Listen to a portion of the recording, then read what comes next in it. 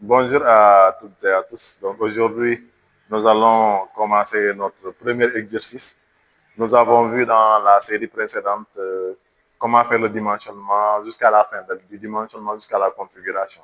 Donc là, on a un cas d'une ferme là où on a déjà fait la descente sur le terrain, on a déjà recueilli les informations. Le premier partie du dimensionnement, d'abord recueillir les informations. On a toutes les informations. Donc, on a la hauteur du réservoir qui est égale à 6, la profondeur du puits 30 mètres. Le niveau dynamique, c'est à nous de le chercher. Le niveau statique, c'est à nous de le chercher. Le débit journalier, c'est 20 mètres cubes par jour. L'ensoleillement, la durée d'ensoleillement, c'est 5 heures. L'ensoleillement de la zone, c'est 4,46, 4,5 kWh. Le rendement du système, c'est 0,5. Le rendement de la pompe, c'est 0, le rendement du système, c'est 0,7. Le rendement de la pompe, c'est 0,5. Et la distance qui sépare le puits et le réservoir, le château, c'est égal à 2 mètres. Donc là, nous allons commencer. D'abord, la première des choses qu'il faut calculer d'abord, nous allons calculer le débit horaire. Ou bien on peut commencer par la hauteur manométrique, mais nous, on va calculer d'abord le débit horaire en la journée. C'est-à-dire par heure, combien de mètres cubes on doit tirer. Donc, première des choses, on va calculer le débit. Donc, si on calcule le débit horaire, le débit par heure, qu'est-ce qu'on fait? On prend, c'est égal au débit journalier en mètres cubes par jour, divisé par la durée d'ensoleillement. Durée par la durée d'ensoleillement. Donc, la durée d'ensoleillement, c'est 5 heures. Donc, application numérique, ça nous donne 20 sur 5 heures. On a 4 mètres cubes par heure. Donc, notre débit horaire qu'on a besoin, est égal à 4 mètres cubes par heure. Donc, on doit acheter une pompe de 4 mètres cubes par heure. Maintenant, on va calculer le niveau dynamique pour pouvoir calculer la hauteur manométrique totale. Donc, on va calculer le HMT. HMT qui est égal, c'est ça qu'on appelle la hauteur manométrique totale. Donc, pour calculer le HMT, il faut connaître d'abord le niveau dynamique. Donc, comment on calcule le niveau dynamique? La fois passée, on avait dit pour calculer le niveau dynamique, on va plonger la pompe et on va laisser une marge de sécurité à 2 mètres, c'est-à-dire dans notre puits. Donc, la marge de sécurité, c'est on va laisser 2 mètres. 1 ou 2 mètres. Donc, nous, on choisit 2 mètres. Donc, la pompe, on va plonger la pompe jusqu'à 2 mètres. Donc, de là, on a l'eau. De là jusque là, on avait dit que c'est le niveau statique. Donc, nous, dans notre cas, le niveau statique, on a mesuré le niveau statique, c'est égal à 10 mètres ou 15 mètres. Le niveau statique, c'était égal à 15 mètres. Donc, on a notre niveau statique qui est égal à 15 mètres. Donc, là, c'est égal à 15 mètres. Maintenant, on va chercher notre niveau dynamique. On avait dit la fois passée que pour trouver le niveau dynamique, qu'est-ce qu'on fait? On prend le niveau dynamique, c'est égal à profondeur du puits. Profondeur du puits, on prend la profondeur du puits moins la marge de sécurité. Donc, moins la marge de sécurité. On prend la profondeur du puits moins la marge de sécurité. C'est là où on va plonger la pompe. Donc, notre niveau dynamique, c'est égal à combien dans ce cas? Si on enlève dans les 30 mètres, si on enlève 2 mètres, donc notre niveau dynamique, c'est égal à, si on prend application numérique, ça sera 30 moins 2 mètres. Notre niveau dynamique, c'est égal à combien? Donc, notre niveau dynamique, est égal à 28 mètres. Donc, on va plonger notre pompe à 28 mètres. Donc, notre niveau dynamique, c'est égal à 28 mètres. Donc, on connaît notre niveau dynamique, on connaît notre niveau statique. On a toutes les informations qui nous permettent de calculer la hauteur manométrique totale.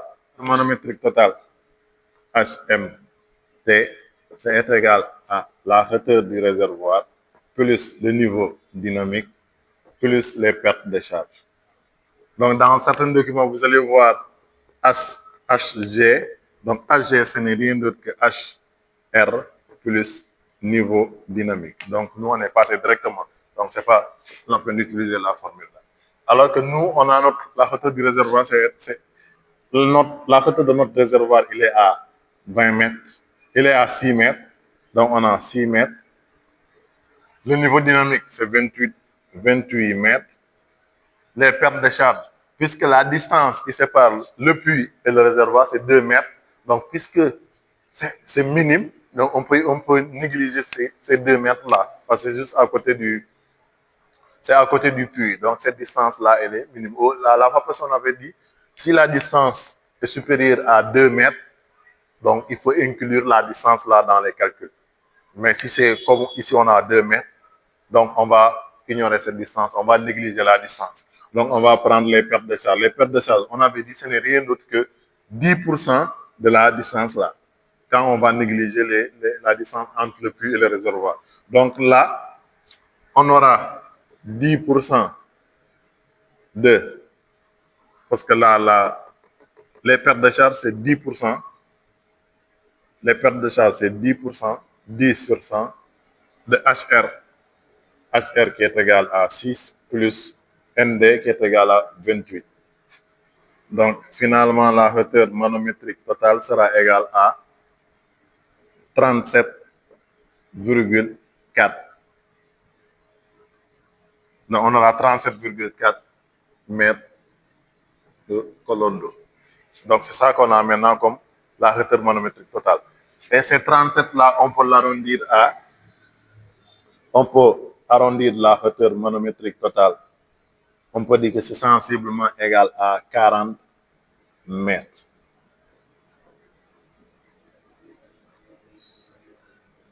On peut dire que, donc, on peut dire que notre hauteur manométrique, c'est égal à 40 mètres. Donc, nous, si on va chercher une pompe, on doit chercher une pompe qui a un HMT de 40 mètres, là, avec un débit horaire de 4 mètres cubes par heure. Là, on a trouvé 37, mais on l'a arrondi à 40. Donc, qui peut le plus, peut le moins. Donc là, nous, notre HMT, est égal à 40. On a 40 mètres.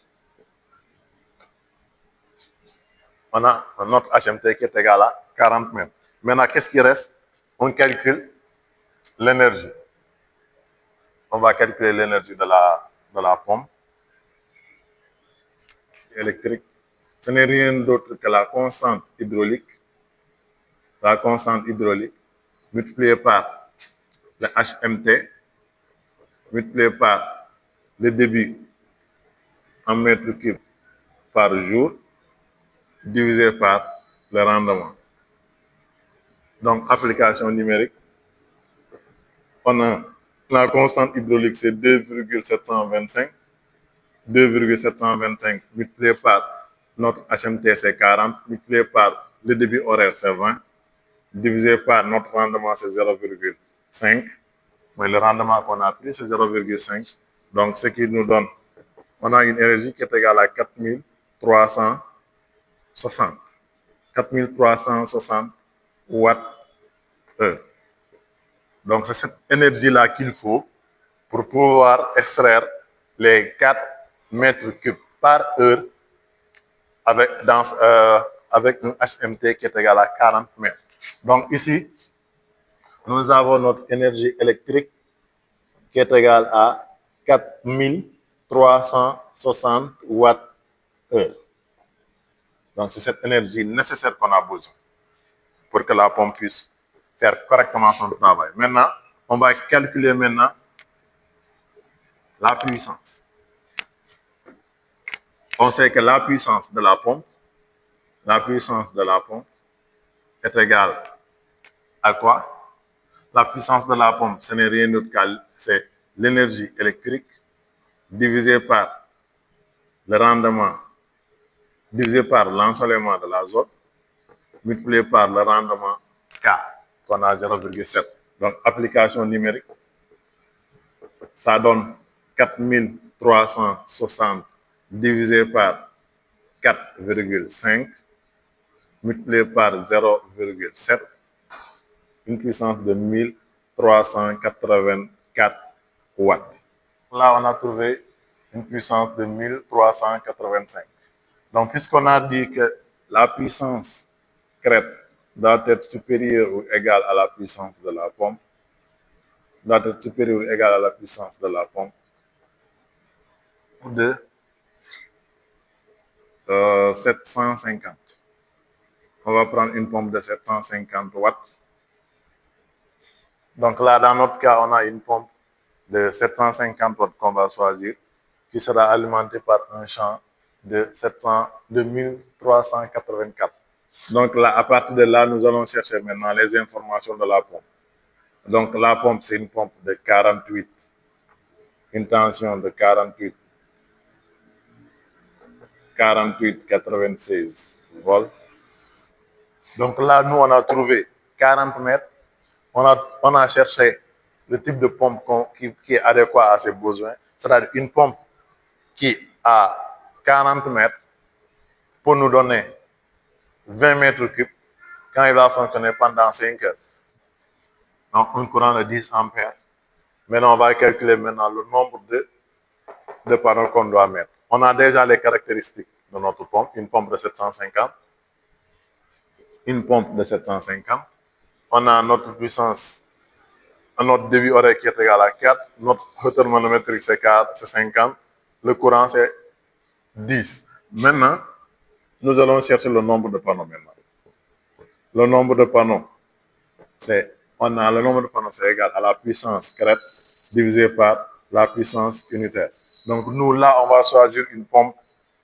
On va choisir un panneau de 500. On va choisir puissance de 500, tension de 40. Donc, application numérique, on aura 1384 divisé par 500. Donc, la puissance crête sera égale à 2,8 panneaux. Donc, le nombre de panneaux, c'est égal à 2,8 panneaux. Donc, le nombre de panneaux, c'est égal à 2. Pourquoi on va prendre 2? On pouvait prendre 3. Mais pourquoi on va prendre 2? Si on prend 2 fois 500, on a 1000. Alors que ici, la puissance de la pompe, on a une pompe de 750. Donc, avec les 2 panneaux seulement, les 2 panneaux de 500, ça suffit largement pour alimenter notre pompe. Ou bien, on pouvait prendre 3. Si on prend 3, on a une puissance de 1500. 1500 comparé à 750, c'est presque le double. Le double de 750, on a 1500. Donc, on va gaspiller de l'énergie comme ça gratuitement. Donc là, on choisit 2 panneaux. On a trouvé 2,8. On va choisir 2 panneaux. Donc, nous, on va choisir maintenant 2 panneaux. Le nombre de panneaux, c'est égal à 2 panneaux. Maintenant, on va calculer le nombre de panneaux en parallèle. La fois passée, le courant de la pompe, c'est 10. Le courant du panneau, c'est 15.